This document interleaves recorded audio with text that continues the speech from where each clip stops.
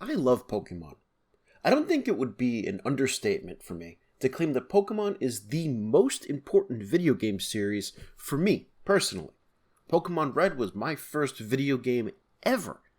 More importantly, I started playing it at the very moment when I was being taught how to read. I distinctly remember resisting learning how to read until my mom pointed out that if I wanted to enjoy playing Pokemon, I had to learn how to read.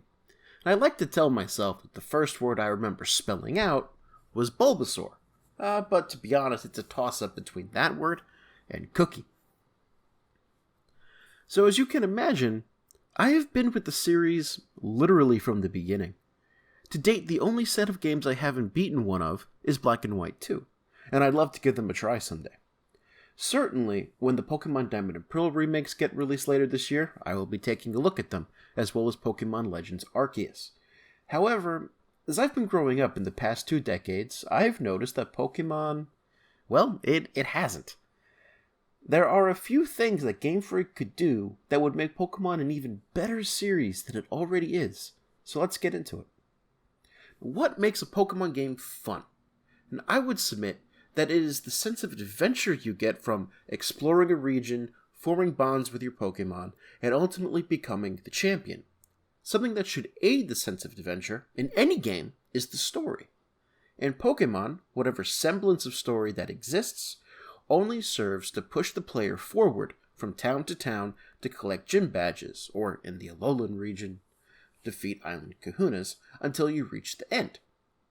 At a few points, you'll be forced to fight some evil team on the side, but these aspects of the game similarly feel tacked on and have become more and more absurd as the games go.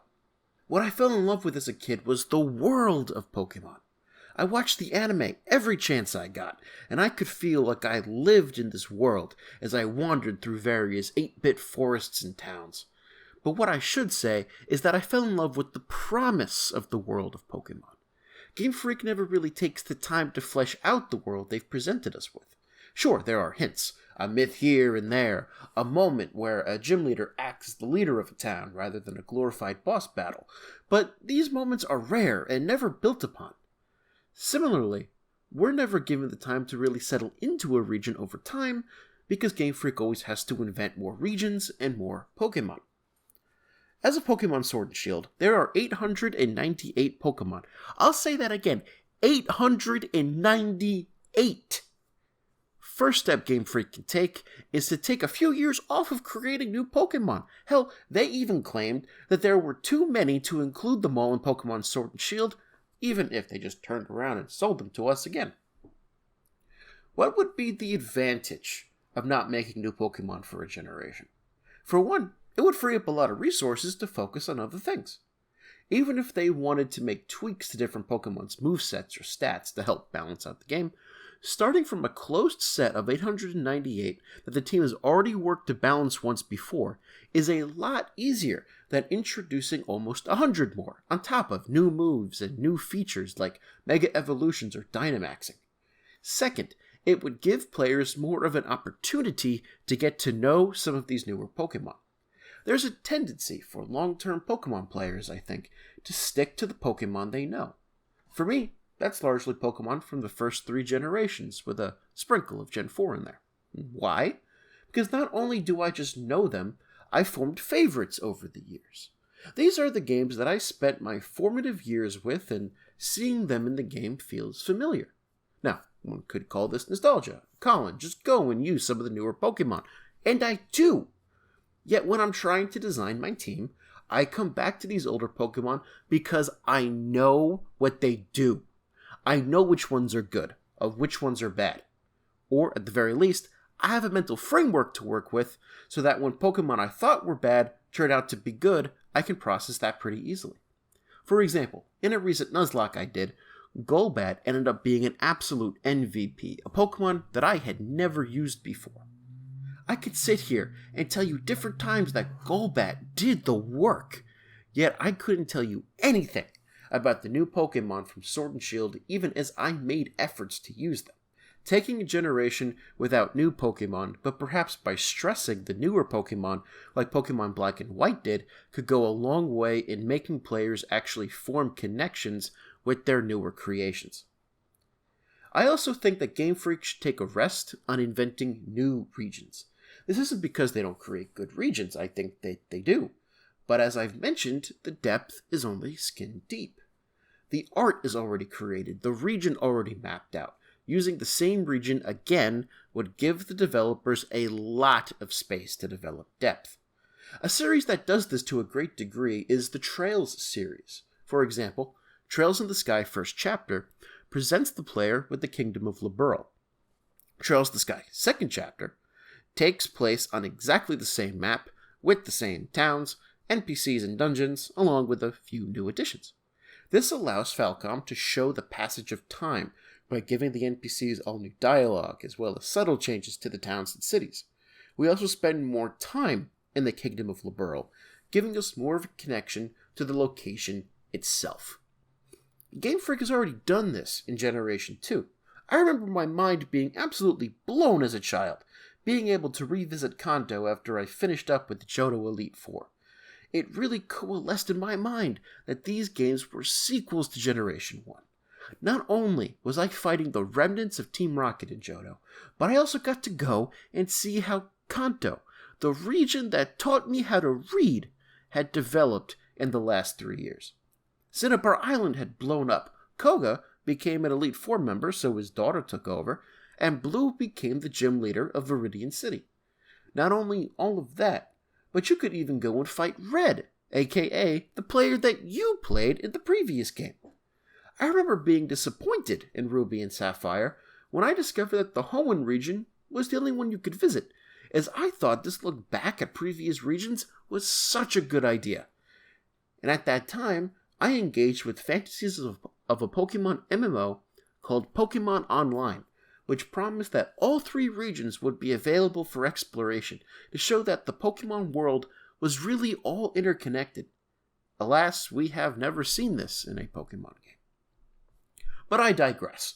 While I do think that having more than one region to explore would be great, my real point is that by reusing regions, Game Freak can skip on that part of development and develop new stories and systems that make the world feel lived in. Imagine walking into a town, and there being a billboard in the center of town, like the Trails games or The Witcher 3. Each town or city could have a set of side quests the player could do, ranging from collecting items to winning battles or even engaging in non-combat dialogue.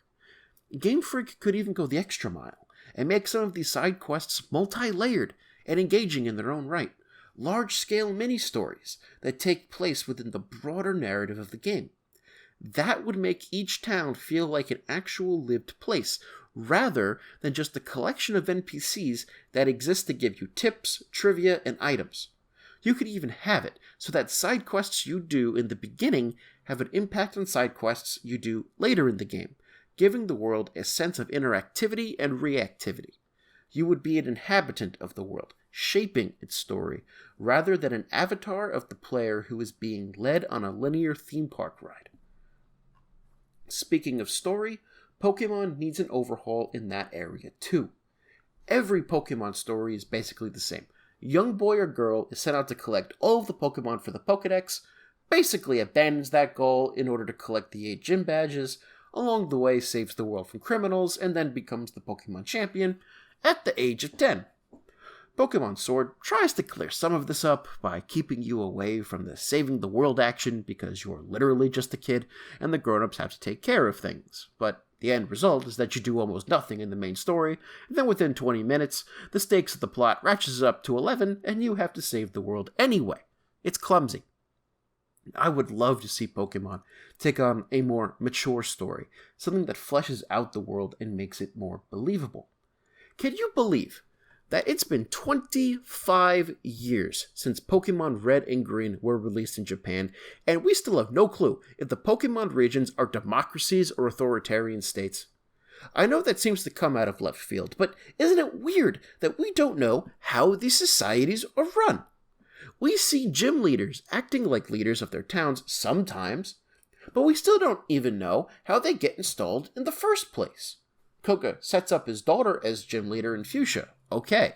And we see Opal working to choose her successor in Pokemon Sword and Shield.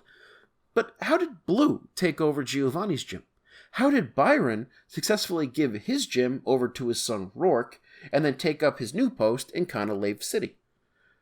Shouldn't the fact that two men from the same family essentially run two cities in the same region mean something for the power dynamics of the region? Also, where are the police? I mean, they exist, for sure, but they only very rarely appear to help you. Most of the time, they're a block on your progress, or they're so incompetent that they might as well not exist. Crime is rampant in Pokemon, so why do we almost never see active crime scenes? I mean, we see Pokemon being snatched out of old ladies' hands left and right, and it's our job to go save them instead of the police. In Generation 3, the enemy team has an entire underground base right outside of Moss Deep City, and everybody knows about it, and yet no one even thinks about trying to take them out. You want to know my dream Pokemon game?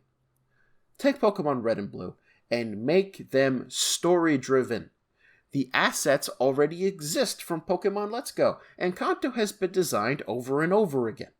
But instead of making Giovanni this mysterious leader of Team Rocket who just wants to do bad stuff and then, oh my god, he's the gym leader of Viridian City. Make him an actual character with a goal. Maybe Giovanni wants to become champion because that position gives him supreme power over all of the other towns and cities, which would allow Team Rocket to operate with more impunity. Maybe Kanto is a democracy, so you see Giovanni campaigning for higher office while you discover through side quests and cooperating with the police, or even your own run-ins with Team Rocket, that Giovanni is actually at their head. I want something that makes this world feel like a real, actually living world and a villain with a clear goal that is believable. And along the way, I want a world populated with interesting characters, side diversions, and extra places to explore that make this game feel like a great JRPG in its own right instead of just another Pokemon game. Last suggestion from me, and I know this will never happen, but you know what would be cool? Pokemon trading card game integration.